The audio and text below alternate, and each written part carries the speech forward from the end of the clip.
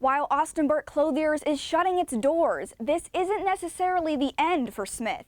Experts say these curved markings underneath the bark of ash trees are a dead giveaway that ash borer larvae have infected the tree. The goal for each team is to have the robot score as many points as possible in each match, and the best way to do that is by having the robot climb up this ramp and do a pull-up on this bar. Clark tells me because this strip along 2nd Street is one of the first things people see when coming out of the venue, the businesses in the area see a lot of customers during big events. Researchers use this lab and these glasses to interact with and better understand Santos and Sophia in virtual reality. The catheter used in this new procedure is just 2 millimeters wide. That's the size of the very tip of a crayon. Some people feel safe walking at the intersection of Melrose and Hawkins, while others hope some changes will be made. Road elevation is going up, but first, 300 trees must come down. It's the first phase in Iowa City's Gateway Project, which Special Projects Administrator Melissa Clough is eager to see finally get off the ground. We're elevating Dubuque Street from Foster Road to just south of Park Road Bridge. The project is a response to the flooding of 2008. It's been in discussion ever since. Crews are chopping trees around Dubuque Street to make way for major road reconstruction. The project will raise roadways near downtown to prevent another disaster. It's going up about 7.5 feet. But the Gateway Project isn't limited to just streets. Crews will also be elevating the Park Road Bridge. The roadway elevation will be coming up about 5.5 feet. That's 1 foot above peak water levels in 2008. And Clough says people in the city are looking forward to a safer commute. I definitely get emails from people saying, when is this going to start? We're excited for it. And even though the project won't be done until 2018, obviously there are going to be times that the road's shut down. Clough says the finished product will be nearly foolproof. It would be a large event, probably on the scale of 2008 or greater, you would see water on the road. We've got you covered in Iowa City. Hillary Maglin, KWWL News. These University of Iowa staff members aren't working out. They're part of the school's virtual soldier research program. The program uses computer tracking and the help of 2 virtual people named Santos and Sophia to predict and prevent injuries of people in the military. Biomedical engineering professor Kareem Abdul-Malik has been working on Santos and Sophia for years. It's a person that talks, feels, walks, and looks like us, but lives inside a computer. With the help of special suits and infrared cameras, real human researchers can bring Santos and Sophia to life. The program uses different types of labs for different kinds of research. Researchers use this lab and these glasses to interact with and better understand Santos and Sophia in virtual reality. A computer screen is a limited environment. When you are in a virtual reality setting, what's called an immersive setting, you're immersed yourself in there, Santos appears in full scale. Which can help researchers study individual human ability and help prevent injuries.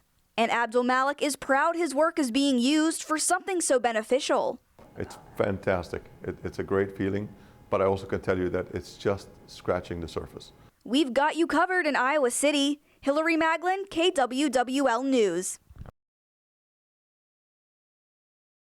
Gunshots ring out near the Cedar Valley townhomes around 9:30 Tuesday night. And there was blood all over. 2 people were shot, one of them fatally. There was a guy laying right probably no more than 50 feet from our apartment. Investigators say 25-year-old Joseph Perkins Jr. of Chicago is the man who's dead. The other, a 21-year-old man, was taken to the hospital. Roy Belts was in his townhome when he heard commotion outside. I was looking out the window and I heard some yelling, and then I looked and then I heard some gunshots, and I ducked down and then I heard some more. Belts has lived in one of the townhomes with his 2 children for the past 2 months.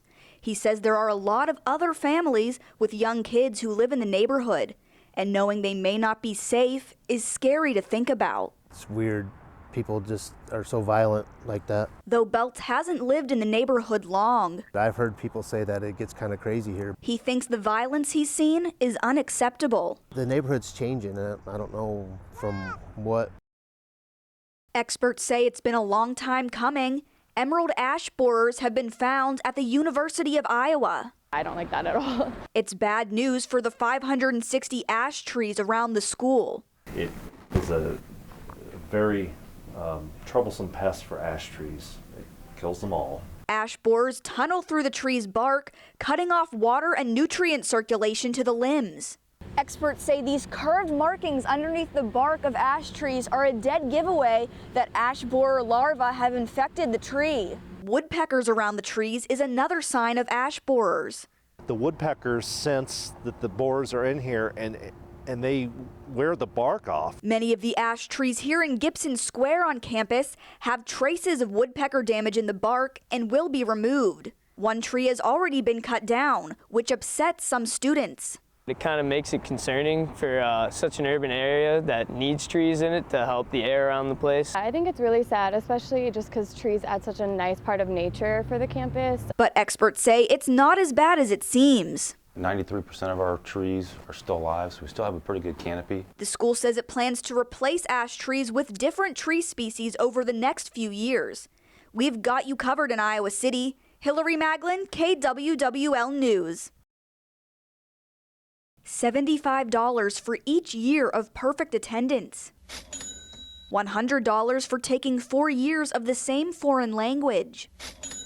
Micro scholarships. It's a way for high school students like Connor Wolf to earn money for college starting in their freshman year of high school. It seems like a perfect opportunity. The University of Iowa partnered with an online scholarship platform called Raise.me to make it happen for students across the state.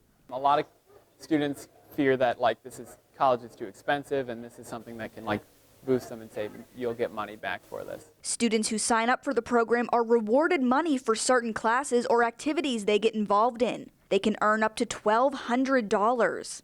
Right now, only one school district in each county in Iowa will be part of the 4-year pilot project.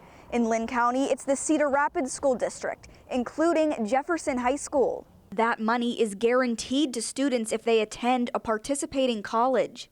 College is coming up, and we got to make plans. The students and high school staff were thrilled to be the first in the county involved with the project. I thought when the question was posed to them of how many are going to get on the website and take a look, we had lots of hands in the air. Now the hard part is if Wolf and his peers can earn the max amount before graduation. I hope that'd be great.